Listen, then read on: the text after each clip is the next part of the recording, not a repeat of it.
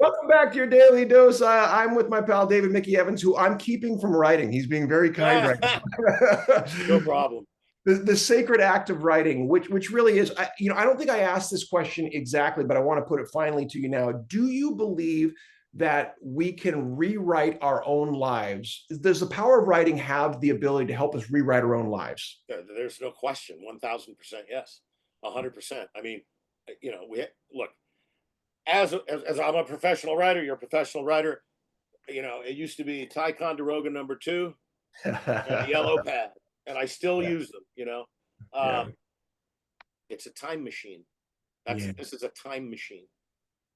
Okay, and you can change anything. I'm not talking about getting into all sorts of pathologies and denying the past. No, no, no, no, no. Nothing like that. Okay. It's attitude. As far as we know, the human being, Homo sapiens, the only animal on the planet that can literally physically change its life by changing its attitude. That is a huge deal for me because I spent a lot of years of my life with a bad attitude. Mm. Um, Mm. and so, and the brain we now know is it's plastic, right? Yes. Not hardwired. Correct. Really more about this than I do. Plastic, and you can unlearn, you can relearn. Even people that have half of their brains dead, you know, the other part of the brain takes over all of those needs, functions, and all that stuff. It takes a while, but it happens, you Yeah. know. And so, if that happens, well, of course, I mean that's a no-brainer. Uh, I get up every morning, and if I get up every morning and come to my desk and go, uh, if I say the words or even think, I don't want to do this. This is a hunk of shit. I've done enough, blah, and I have a bad attitude. It's going to be a bad day. If I get up and come in here and go, what did I do yesterday? Dude, I still know how to write. I'm going to have a good day. Yeah. I mean, listen, I don't drink, and I used to. And every day I get up and, for lots of reasons, I go, yep, I'm still above dirt, you know. I still have my mind. I'm in full control of all my faculties, I think I still think as fast as I used to. And that all of that is because I spent a lot of years doing exactly what you said. Changing the past by changing my attitude about it. And I want to put a fine point on this by writing that I don't think enough people By understand writing. the physical Yeah. act of writing. There are scientific studies that talk about the connection of our hand movement to actually like it 100%. rewiring in our brain. And this is something that, well, back to Stephen King and on writing, two ways to become a better writer: read a lot, write a lot. It's behavior, right? Those two things that are relatively simple that most of us have the general aptitude for, they take effort. You have to spend the time. Like you mentioned, it's Oh a yeah. daily Right. practice. You read and you write, and then you read. And by the way, and accept, you're going to write some really terrible stuff. That's part of the process. Yeah. That's right. Well, yeah. I mean, hey, don't we all? I mean, when I write something terrible, I'm like, oh, thank God, I'm never going to do that again. Now I can write the good stuff. The bad stuff's got to get out. Uh, Yeah. but yeah, the physical act. I mean, think about it. It's tactile. It's visual. It's audible. Right. It's emotional And too. I it's mean, hardcore emotional. you Uh, feel what your characters feel. I mean, I don't know if you, Dude, and I that's the mark of that I know that what I'm doing is worthwhile, Robert. yeah, Is when I get involved, and I'm crying yeah, or I'm right, laughing or when I'm right. doing it. I used to go, ooh, that's a little self-aggrandizing. No, it's not. I'm my own best audience because I'm my hardest audience, and if I it just has turned out because I'm a very lucky dude. If I think it's funny or if I think it's emotional, when I write it down, other people seem to think that too. I mean, that's kind Awesome. of it, you know. Awesome. And Look, I want to frame this. yeah, You talked about your own legend in one of the great interviews. Once again, shout out to our friends from Dugout Mugs. Watch all dugout the interviews. mugs. Um, you talked about your own legend, and a couple things I heard you say. You said you wanted to be remembered as a good dad. I completely empathize. I've got my 15 and 13-year-old. Every day starts and ends with, was I a good dad today? I totally get that. Right. And being a good son to my dad, right? So it all Yeah, yeah, into that. sure, sure. And then you had this phrase that I liked. It was that you never gave up, but then you said there was something about that you did it right. Okay. The larger sense of it I got, but I wanted to frame this partially with back to a Stephen King thing. Do you know the story, The Long Walk? It was a novella he did as Richard Bachman. Is that the Green? That's not a Green Mile. No, it was these kids who were marching in a dystopian future where it was a contest. It's become a movie. It's coming out in the fall, finally, after all these years. Oh no, no, I don't know that one. Well, anyway, the short of it is they walk until they can't walk anymore. If they drop below 3 miles an hour, they get shot. It's this horrific contest, Oh. that he wrote back in the like early 70s, right? That turned out to be reality TV-ish. Yeah, right. Squid Game and all that. Yeah, check out the trailer, Google it, or I'll send it to you. Anyway, but there's a heartbreaking, incredible moment that's always haunted me in there of these boys. The heart-aching thing is they get to know each other, they get to love each other on this course. That what were we thinking? Of course, their futures are so awful in this dystopian world that they thought this was actually a good idea because the one winner gets some unheard of prize, right? But as they get to know each other, and all of them except one die. One of them, as he's dying, screams out, "I did it wrong." And that to me has always been one of the most terrifying things, to go to your death with the idea that you screwed up. And so back to your legendary thing about "I did it right." Tell me about the feeling of what it means to do it right and live your life as well as you can. Well, there's a long time that I didn't do that, Robert. Yeah. We all have our demons, as as we all do. Yeah. But look, doing the right thing, especially in this day and age, where any 10-year-old or even younger than that can go to a computer and get literally anything they want to satisfy any, to abuse any instinct, to satisfy any desire, that's that's about as dangerous as it gets for humans as a civilization, I think. Um, and people that say that that's not is well, they're lying or they're stupid. I mean, uh, hey, doing it right is, look, I'm a big guy. Work harder, not smarter. But sometimes, no, you just got to work harder. And life is like that a lot. And uh, doing it right, putting other people before you, you know, Yeah. um, and maintaining something. Look, who was it? Warren Buffett, and who I admire, Bill Gates, who I think is just horrible. But he's not wrong about this. They asked him, what is the one attribute successful people have? Success in anything. Success, what you're doing, success, me, what I'm doing, doesn't matter. There is, I would say it differently, although they said it like this: focus. Whatever you focus on, you are. That's what I think. Focus on the good stuff, focus on the right things, and that's doing it right.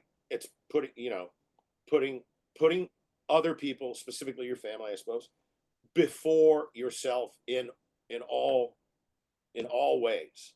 I mean, I'll tell you, my ex-wife, who passed away, God rest her soul, uh, was not kind to my memory with regards to my children for about, I don't know, 10 years. I never, ever, ever spoke a discourteous, unkind, or derogatory word about her to my kids, ever. She did. And long story short, I had not seen my kids for many, many years. And last Christmas, one of my sons sent me a jump drive, a thumb drive.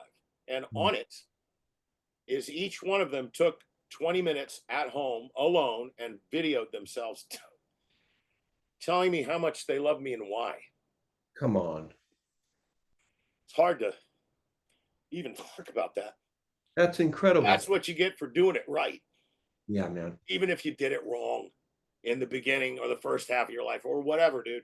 Yeah. It's yeah, that's sorry, man. I didn't mean to do that. You did it right. You did it right. Yeah, Just now. It's actually, I have that video open in a corner on my dock because I look at it all the time like, ooh, I'm not, my kids like me. They love me. So doing it right, yeah, like that. I mean, I tried to do it right during Radio Flyer. I did a lot of things right. I was really, I was green as the, new grass. So I got taken advantage of, beat up, bullied, blah, blah, blah.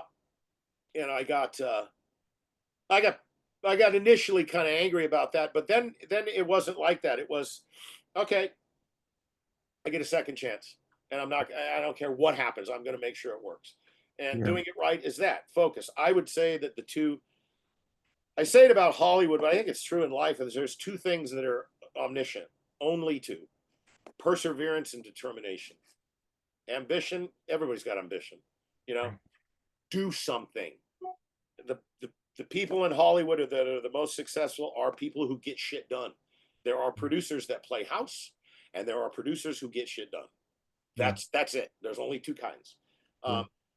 Yeah, it's not that simplified with humans, but I think a lot of it is. Everybody's got a good idea. They're like butts. Everybody has one. Okay, focus. You know, determination and perseverance. And I had to persevere for a long time, not just like in my career, which we talked about. Obviously, that's a lot of perseverance. I mean, it would have been really easy to, go sell real estate, man. Sure. Probably would have made a lot more money too. But that's not the point. And when my ex unfortunately passed away, yeah, I made her a promise. I said, "There's no way. I promise you that I will. They will be together for the rest of their lives. Our kids, they will never, ever, ever drift apart, no matter what." So I know it's a bit personal and like that, but I thought it was. Man. I mean, yeah, it's doing it right. Doing it right is not easy No. most of the time. Well, it sounds like one of the things I'm taking away is it's worthwhile. It's a whole. What is it they say? Don't regret what you did. Regret what you never did. Yeah. You had this. I'll leave you with this final quote that you pulled. And again, I thought it was a good one. Fits here. You pulled the Gandalf quote, right? All we have is what we do with the time we are given. Given 100%. I believe that is that's the most important thing any human can hear. It really is. What are you going to do? Yeah. Regardless of what we're given. It doesn't matter. It doesn't. I grew up super, super poor. Did I grow up, in some hovel in a third world country, with half a cup of rice every week? No. But there's, billions of people that live like that. But the point is, whatever you're given, make the best of it. Really, my brother, like you said, your dad's in a wheelchair. Yeah. My brother is paralyzed from the chin down. He's in a motorized wheelchair. He operates a computer with one of his toes and his eyeballs. Yet, if I put him on the phone right now, Robert, you would never know that, never, because that guy goes, "I have a great life." He literally says this to me. "I got no complaints. I'm out back. I'm watching my squirrels and my this and my that. I got He lives in Idaho, so and he just tells me how wonderful, the world that he can experience is every single day. And I'm doing just like you said. God must have put us together, dude. I'm literally going to Salt Lake City next week, where I am going to wheel him out on a stage, and he's going to speak at a symposium, and I'm going to do something. Come on. Homestead house in Midway, Utah. Look it up. I'm not lying. Right? That's phenomenal. I hope I get to meet your brother too, because hearing these connections, these stories. This is the brother who got attacked by the dog too. He is the kid who went over the fence. Yep. Come on. I mean, there's too much synergy and all this stuff going. It's chilling. I am a huge believer in that there's no such thing as a coincidence. And yeah, there's a little AA stuff, only minor miracles in which the big man decides to remain anonymous. Okay. Yeah. Or big, whatever. Big entity, big person, right? Person, entity. And I used to fight that kind of stuff, man. And now I'm like, oh, thank you so much. Let's see where this goes, because it's going to be good. It's going to be good. It's bigger than us. We don't have to worry about it, right? 100%. Be humble, do your best, focus, love your family, do something for somebody else every day. That's what I try to do. David Mickey Evans, I can say it. I love you, man. Thank you. I love you too, Robert. I'm so happy we met. And that stuff, by the way, I don't want to turn it into but that stuff should be there. If not tomorrow, early next week. Yeah, the auction stuff. The Like, auction stuff, which I sent what I could, baseball, a couple of mini posters, and one of these super cool hats. Check out the bottom of that. outstanding. And I got the dugout mugs also. And I do have posters. But my God, I haven't sent a full-size poster for a while. Well, cha-ching, where did my bank account go? FedEx, wow, man. Oh I man. got another way to do that, so I'll get it to you. Don't worry. But yeah, I have no worries about any of it. The most important thing of all of this is the connection. And this last hour has been one of my favorites in a long time. So thank you for that. I know it won't be the last time we talk. Please hook up your son, hook up your brother. Let's keep chatting. We got a lot to talk about, okay? I will. All right. See you on the next Let me know dose. when the stuff gets there, and